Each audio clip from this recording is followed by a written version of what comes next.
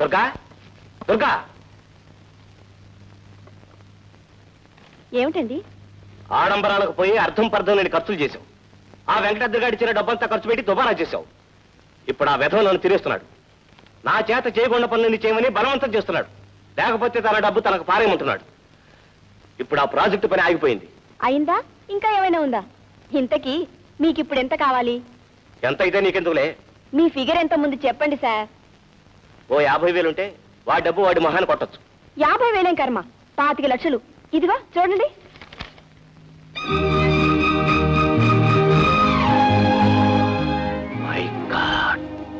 ఏమండి ఏమండి, ఏంటో కేకలు? మనం వెంటనే మీ ఊరు వెళ్ళాలి. ఎందుకు? చాలా అర్జెంటు. సెలవు దొరకద్దు? దొరకకపోతే ఉద్యోగం మానేయండి. నీకైనా మతిపోయింది ఏంటి? మతిపోవడం కాదు, దశ తిరిగింది. మన దశ తిరిగిపోయిందండి, చూడండి. 25 లక్షలు. My God.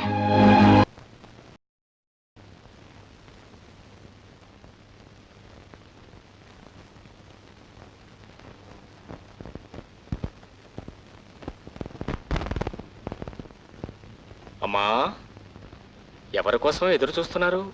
ఓహో, కొడుకులు కోడల కోసమా? వాళ్ళు నిజంగా వస్తారంటావా బాబు? తప్పకుండా వస్తారమ్మా. కానీ నువ్వు మాత్రం నేను చెప్పినట్టు మనసు గట్టి చేసుకుని బెట్టుగా ఉండాలి. Okay okay.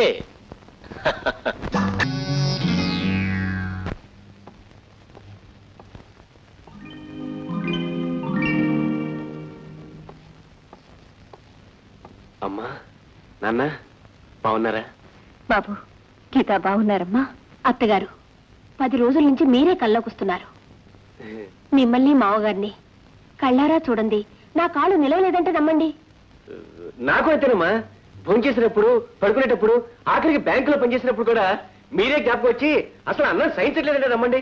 అందుకనే సెలవు వచ్చారు. వాసు, అమ్మా, నాన్న ఎలా ఉన్నారు? అత్తయ్య, మావయ్య, నిజంగా మిమ్మల్ని వదిలి వెళ్ళినందుకు మేమెంత బాధపడ్డామో.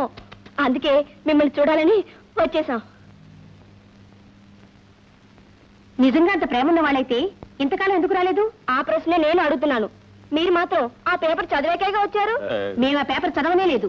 అవును, మీరు మాత్రం ఆ పేపర్ చదవకుండా వచ్చారంటే నేను నమ్మను. పోనీలేమ్మా, తగాదాలు ఎందుకు? మీరంతా వచ్చేశారు, మాకంతే చాలు. అది సరే అత్తగారు, ఆ పేపర్లో పడిన వార్త? ఆ కథంతా నేను చెప్తాను వదిన గారు. అమ్మా, అతనెవరు, అమ్మాయి ఎవరు? నేను చిన్నప్పుడే తప్పిపోయిన మీ తమ్ముణ్ణి, ఆనాటి చిన్నాని, ఈనాటి రవిని. ఈవిడి ఇంటి కాబోయే కోడలు మీ మరదల పిల్ల, నా తల రాత, పేరు రేఖ. తమ్ముడు,